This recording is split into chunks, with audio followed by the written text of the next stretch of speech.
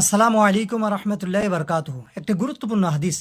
আল্লাহ নবী সাল্লাল্লাহু আলাইহি ওয়াসাল্লাম বলেছেন সুনানে নাসাইর 4451 নম্বর হাদিসে, যে ব্যক্তি বিনা কারণে কোনো পাখিকে হত্যা করলো, কাল হাসরের ময়দানে ভয়ঙ্কর ওই দিবসে আল্লাহ তাকে ধরবেন, তাকে পাকড়াও করবেন যে পাখিকে তুমি কি কারণে হত্যা করেছিলে।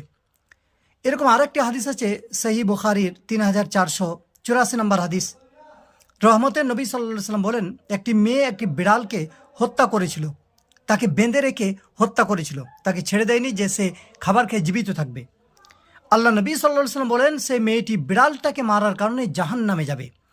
যে নবী শিক্ষা দেন যে পাখি আর বিড়ালকে মারলে জাহান্নামে যেতে হবে, যে রহমতের নবী সাল্লাল্লাহু আলাইহি সাল্লাম বলেন যে রাস্তা থেকে হাড় কাঁটা